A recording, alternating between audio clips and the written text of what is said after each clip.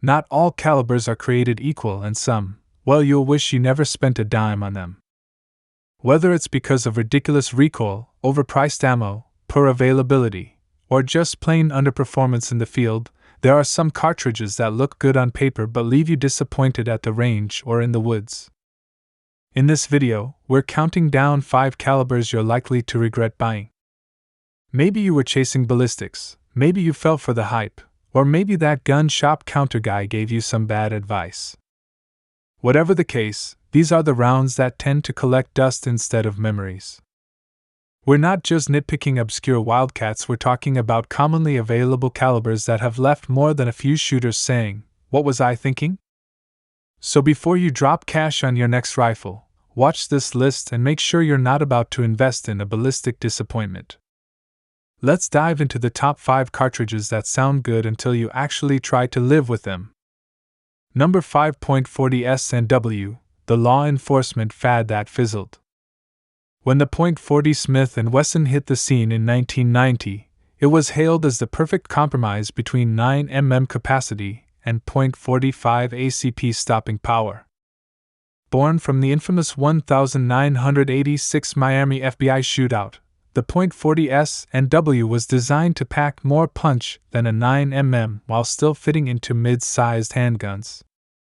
Law enforcement agencies across the country jumped on board, and for a while, the .40 was king. But the crown didn't last. The .40 S&W has a snappy recoil, accelerated wear on firearms, and a reputation for being tough to shoot well, especially in compact pistols. While it offered more stopping power on paper, real-world data and modern bullet design started to close the gap between 9mm and .40. As 9mm ammo improved dramatically in the 2010s, the FBI and many police departments quietly went back to the 9mm, citing better accuracy, faster follow-up shots, and greater capacity. Today, the .40 S&W still has a loyal following, but its time in the spotlight has clearly passed. Once the darling of duty holsters, it's now largely a footnote in the caliber wars, a reminder that compromise doesn't always mean better. Number 4. .32H and our Magnum, the underwhelming upgrade.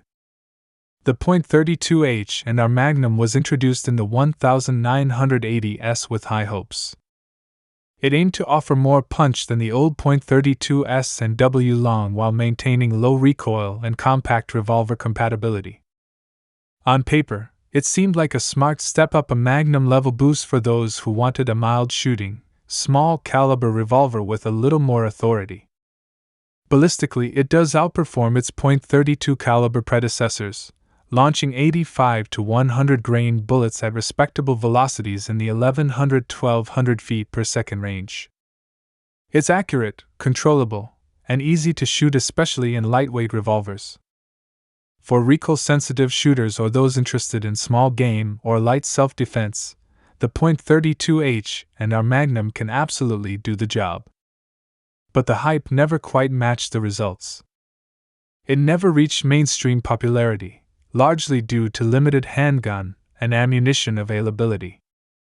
Then came the .327 Federal Magnum, which outclassed the .32H and are in every performance category while still allowing it to be fired from the same guns. That left the .32H and our Magnum in an awkward middle ground, better than a .22, but not quite enough to inspire confidence in. Number 3. .41 Magnum, the forgotten middle child. The .41 Magnum was introduced in 1964 with the best of intentions to bridge the gap between the hard-hitting .44 Magnum and the more manageable .357 Magnum. It was meant to be the just right option for both law enforcement and hunters, offering powerful ballistics with less recoil than the .44 and more authority than the .357. But despite its promise, the .41 Magnum never quite found its footing. Part of the issue was timing. Law enforcement had little interest in adopting a new caliber that required specialized training and gear, especially one still packing stout recoil. Meanwhile, hunters and revolver enthusiasts were already comfortable with the proven performance of the .44 Magnum. As a result, the .41 ended up being neither here nor there, not mild enough for duty use, not dominant enough to dethrone the king of big-bore revolvers.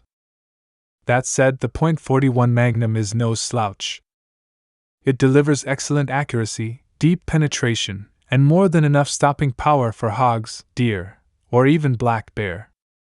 For reloaders and wheelgun lovers, it remains a sweet shooting powerhouse with a cult following.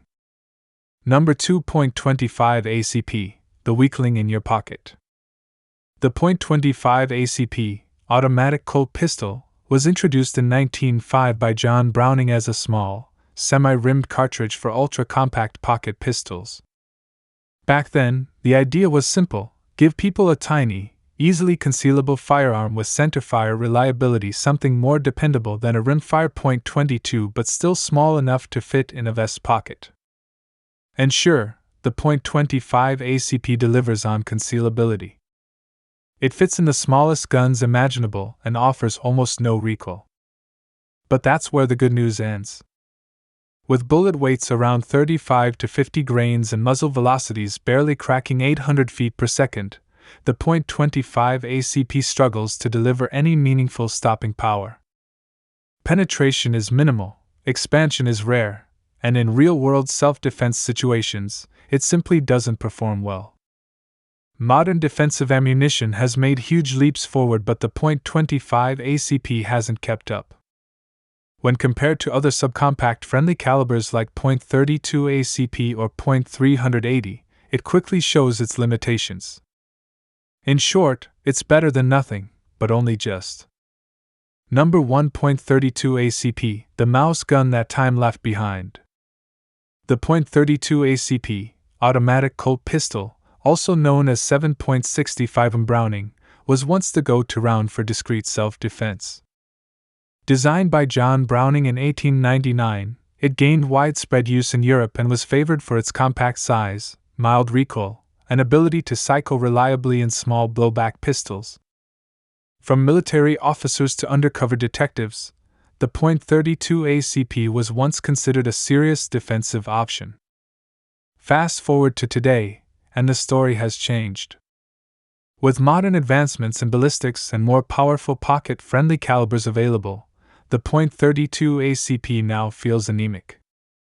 Most loads push a 71-grain bullet around 900 feet per second, enough for deep concealment, but often lacking the stopping power needed for high-stress defensive encounters. While it's still favored by some for its soft recoil and vintage appeal, the .32 ACP struggles to stay relevant in a world dominated by .380 ACP and 9mm micro compacts. Ammo selection is limited, and its penetration and expansion are mediocre at best.